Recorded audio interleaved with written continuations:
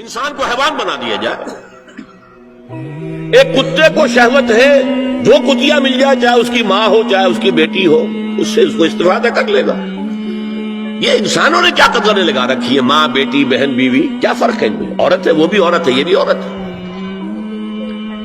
اور خاندانی نظام کی جڑیں کھود ڈالی جائیں، گویا کہ انسان حیوان بن جائے.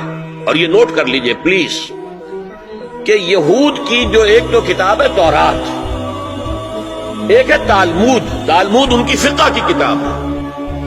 تالمود کی تعلیم یہ ہے کہ یہ باقی جتنے انسان ہیں، اصل انسان تو صرف ہم یہودی ہیں، یہ باقی جتنے انسان ہیں گوئمز، اور ان کے لیے دوسرا لفظ ہے جینٹائلز، یہ اصل میں انسان نما حیوان ہے. انسان نما حیوان. اور جبکہ انسان کا حق ہے حیوان کو استعمال کرنا، ایکسپلائٹ کرنا. گھوڑے کو ٹانگے میں بگی میں باندھتے ہیں کہ نہیں، اور بیل کو آپ اپنے ہل میں جوتتے ہیں. اسی طرح ہمارا حق ہے تمام انسانوں کو ان کا خون چوسنا، انہیں ایکسپلائٹ کرنا، انہیں استعمال کرنا.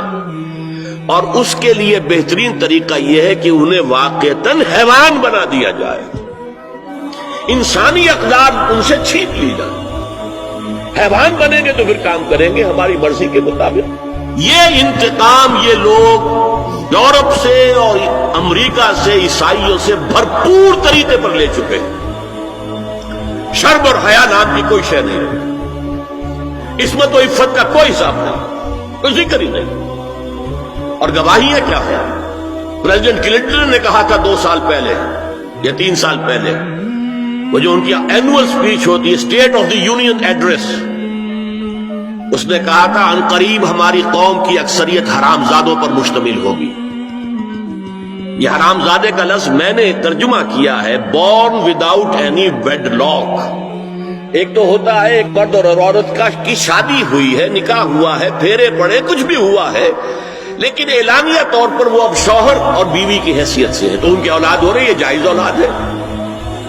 ایک بغیر شادی کی اولاد ہو رہی ہے تو یہ حرامی ہے، حرام زادے ہے. انہوں نے کہا کہ ہماری قوم کی اکثریت حرام زادوں پر مشتمل ہے.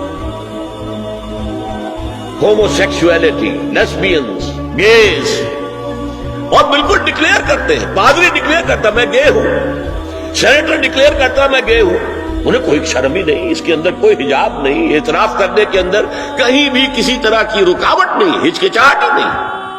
جنسی لذت ہر طریقے سے حاصل کی جا سکتی. زنا بالرضا ہو تو کوئی جرم ہے ہی نہیں. ہاں زنا بالجبر ہو تو جرم ہے. کہ یہ مغرب یہودیوں کی سازش کے تحت اور امریکہ کی عظیم قوت کو استعمال کرتے ہوئے، سول سپریم پاور آن ارتھ، آج یہ ہمارے گرد گھیرا تنگ کرتے چلے آ رہے ہیں کہ ہمارا معاشرتی نظام بھی تلپٹ ہو جائے، درہم برہم ہو جائے، ہماری اقدار بھی ختم ہو جائے، ہمارے ہاں بھی عورت اور مرد بالکل برابر ہونے کے مدعی ہو کر میدان میں آ جائیں، عورت مرد بن جائے، مرد عورت بن جائے، مردوں کی شادیاں ہو جائیں کہ ایک مرد شوہر اور ایک مرد بیوی اور رجسٹر ہو جائے شادی. لیسبینز کی شادیاں ہو جائیں کہ ایک عورت شوہر ایک عورت بیوی اور رجسٹر ہو جائے شادی. یہ سارا کام ناتی الارض ننقصھا من اطرافھا، اس کی مثال کیا ہے کہ پہلے اس پروگرام کے تحت 1994 میں کانفرنس ہوئی قاہرہ میں، عرب ورلڈ کا وہ مرکز ہے. دوسری 1 سال کے بعد کانفرنس کر دی بیجنگ میں، اور اس کے بعد بیجنگ +5 کانفرنس ہوئی ہے. نام اس کا کیا تھا کانفرنس کا؟ Women 2000، gender equality, development and peace for the 21st century.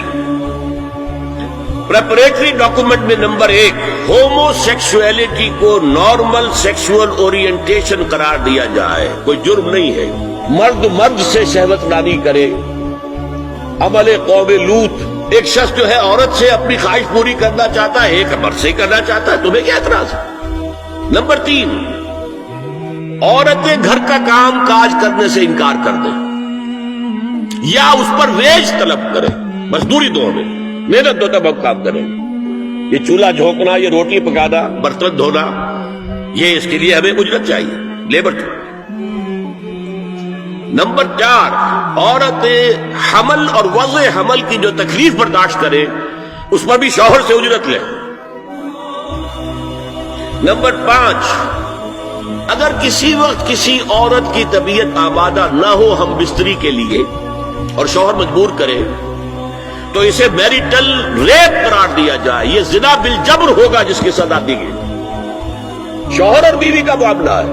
Number 6، prostitution کو ایک باعزت پیشہ مانا جائے اور ان کو پروسٹیٹیوٹس نہ کہا جائے بلکہ سیکس ورکرز، سیکشول ورکرز۔ 7، وراثت اور طلاق میں بالکل برابری، کوئی فرق نہیں۔ اب یہ خاص چیز تو معلوم ہوتا ہے کہ اسلام ہی کو ہدف بنا کر انہوں نے ایجنڈے میں شامل کیا۔ اگر شوہر اور بیوی کے درمیان اعتماد نہ ہو،